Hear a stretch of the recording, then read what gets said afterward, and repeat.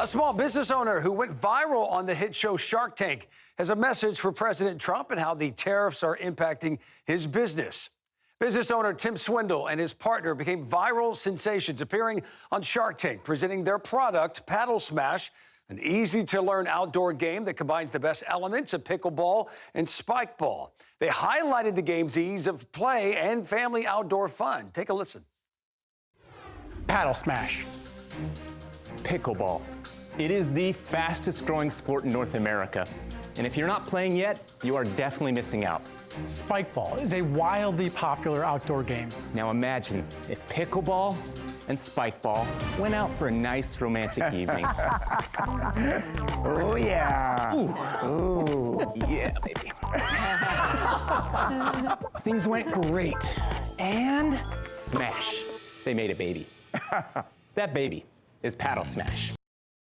Well, they also made a deal with the Sharks for $250,000 in exchange for 20% equity. And after appearing on Shark Tank, PaddleSmash saw huge growth, becoming a smash success. But now they say they're being impacted by President Trump's tariffs. Well, let's find out. Joining me now is entrepreneur and co-founder of PaddleSmash, Tim Swindle. Tim, we appreciate you joining us here on Dr. Phil's Merit TV. Your business, PaddleSmash, became a smash success on Shark Tank. As a small business owner, though, that imports parts to make PaddleSmash, what immediate impact are you seeing right now in your business?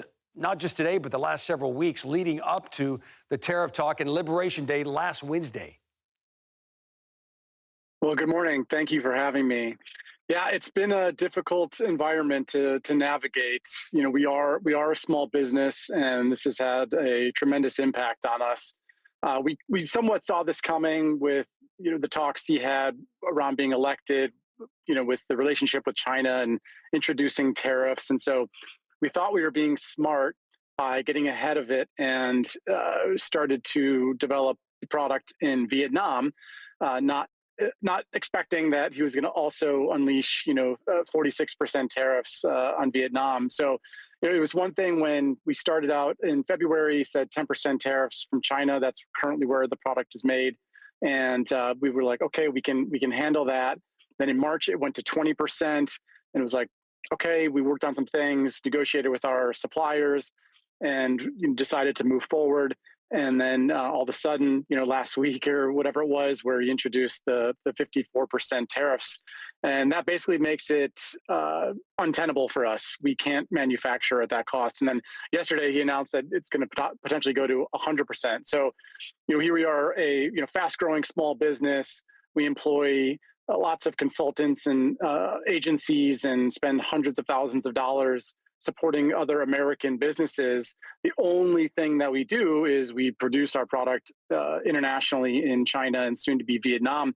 And that's not without our efforts to make it in the United States. There are just numerous reasons why we can't do it here in the US. But, so that's the situation we're in. We're basically had to stop everything because we cannot afford to continue if the product is going to have a 50+% tariff on it. And so that's where we're at currently. We've halted production and halted shipping our units across the ocean. Hey, Tim, remind us what Shark bought into your company, and have you reached out to that Shark regarding the tariff issue? Sure. So it's Robert Herjavec and Mark Cuban is who we did the deal with on Shark Tank. However, as a lot of times happens on Shark Tank, you make a handshake deal, and then afterwards you go through due diligence where you're going through the contract and whatnot. And it wasn't a good fit for us at that point. I won't get into the details, but we ended up actually not moving forward with the deal that we made on Shark Tank itself. I just know that Mr. Wonderful, he's been all over the internet, all over TV, talking about these tariffs. What is your message to the president about how the tariffs are impacting your business? And do you believe in your mind, as a business owner, as an entrepreneur that has done this for years, do you believe maybe this is short-term pain that he's discussed? Do you raise prices? Do you offer discounts? Or do you just sort of wait and see? And then what is your message to the administration? I think the biggest thing for us is the lack of clarity. As I mentioned, what we just went through, where it was 10% one month, 20%, 50%, now it's 100%. that makes it really difficult for us to manage our supply chain. This isn't something where we can just turn around tomorrow and say, okay, if they, let's say, go to zero tariffs with India, it's 6-month lead time to get our molds and get the supply chain up and running. And that's what we did by, proactively going to Vietnam, not understanding that they were also going to be subject to tariffs. So, yeah, I think my hope, as right now, we're just kind of stop dead. I mean, we really can't, because like every country has tariffs. Right. They're being very erratic in what they're doing right now. And so I think we're in a little bit of a wait and see.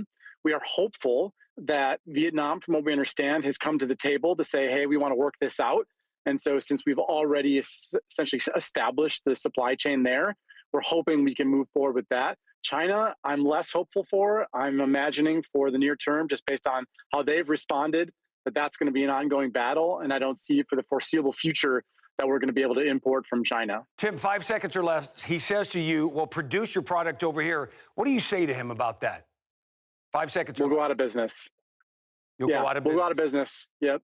Gotcha. Yep. Hey, Tim Swindle, we hope all the best for you and your partner and your company, and all hours of fun that you've given families over the last several years. We're hoping for the best. Again, like they said, wait and see. We'll get you back on once this passes. Thank you, Tim.